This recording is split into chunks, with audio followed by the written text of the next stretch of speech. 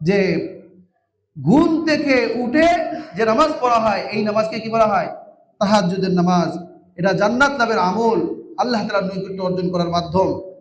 নবী আলাইহিস সালাম এটার গুরুত্ব দিতেন। আম্মা জানা সিদ্দিকা থেকে বর্ণিত আছে, নবীজি রাতে কোনো সময় কোনো কারণে যদি পড়তে পারেন নাই, ছুটে গেছে, তাহলে দিনের বেলা তিনি আবার 12 রাকাত নামাজ কাজা আদায় করতেন। সুবহানাল্লাহ। বলেন, 12 রাকাত, 2 রাকাত না, 12 রাকাত আবার তিনি কাজা আদায় করতেন। তাহলে কি পরিমাণ গুরুত্ব! এ সম্পর্কে আল্লাহ তাআলা তাকে নির্দেশ দিয়েছেন। যেমন সূরাত বনী ইসরাঈল 79 নম্বর আয়াত, ওয়ামিনাল লাইলি ফাতাহাজ্জাদ বিহি নাফিলাতাল লাক আসা আন ইয়াবআসাকা রাব্বুকা মাকামান মাহমুদা।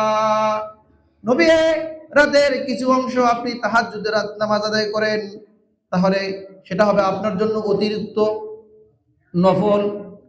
আসা আন ইয়াবআসাকা রাব্বুক, এর ওসিলায়, এর কারণে আল্লাহ তাআলা আপনার প্রতিপালক আপনাকে দান করবেন মাকামে মাহমুদ, প্রশংসিত স্থান। যে সবচেয়ে সম্মানিত স্থান হলো মাকামে মাহমুদ, আর এই স্থানটা দান করবেন আমাদের নবী মুহাম্মদুর রাসূলুল্লাহ সাল্লাল্লাহু আলাইহি সাল্লামের জন্য। দেখেছেন?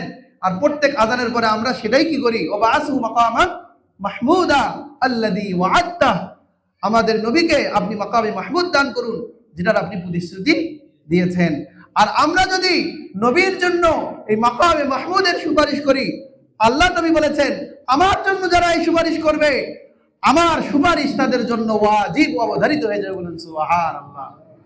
তাহলে আমরা নবীর জন্য করব, সেটা কি তার জন্য নাকি আমাদের জন্য? আমাদেরই জন্য। আমি করলেও নবীকে আল্লাহ তাআলা মাকামে মাহমুদ দিবে, আমি দোয়া না করলেও আল্লাহ তাআলা তাকে দিয়ে দিবে, কিন্তু আমি উপকৃত হব। আল্লাহ সুবহানাহু ওয়া তাআলা তাহাজ্জুদের আদেশ সম্পর্কে সূরাতুল মুযাম্মিল নাযিল করেছেন ইসলামের শুরুর যুগে।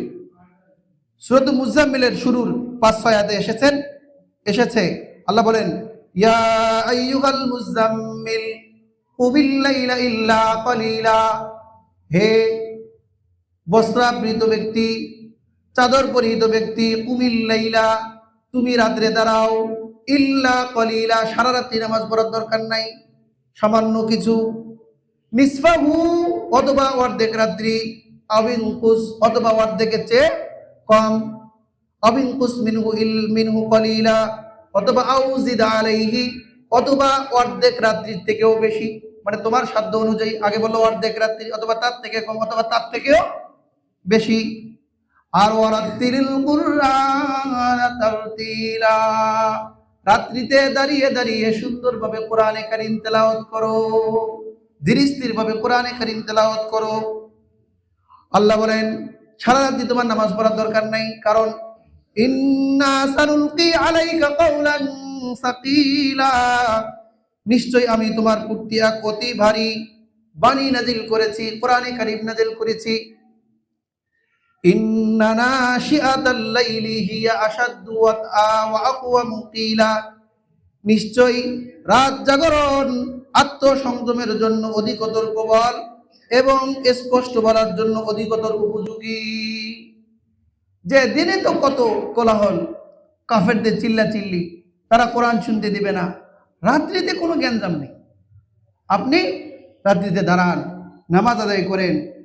আর এরপরে বলেছে যে ইন্না লাকা ফিন নাহারি সাবহান তাওয়িলা, যে পুরা রাত্রিতে কি জন্য দাঁড়াবেন না? কারণ সাবহান তাওয়িলা, দিনের বেলা আপনার অনেক ব্যস্ততা আছে। দিনের বেলা কি আছে? ব্যস্ততা আছে, মানে ইবাদত আছে, দাওয়াত আছে, কত কাজ। সারা রাত্রি আমাকে হাজিরা দিতে হবে এটা জরুরি নয়। সুতরাং কিছু আরামও করেন এবং দিনের বেলা কাজগুলো কি করেন? পুরা করেন। সুতরাং ইবাদত করতে গিয়া আবেগী হওয়া যাবে না। আপনি সারা রাত নামাজ পড়তেছেন, চাকরি বাকরি সব ছাড়িয়ে দিয়ে আল্লাহওয়ালা হয়ে গেছে, আল্লাহ তাআলা এটা বলেননি। নবীজি সাল্লাল্লাহু আলাইহি সাল্লাম কেমন নামাজ পড়তেন, কেমন আল্লাহ তাআলাকে হাজিরা দিতেন, এ সম্পর্কে বুখারী শরীফের 4737 নম্বর হাদিস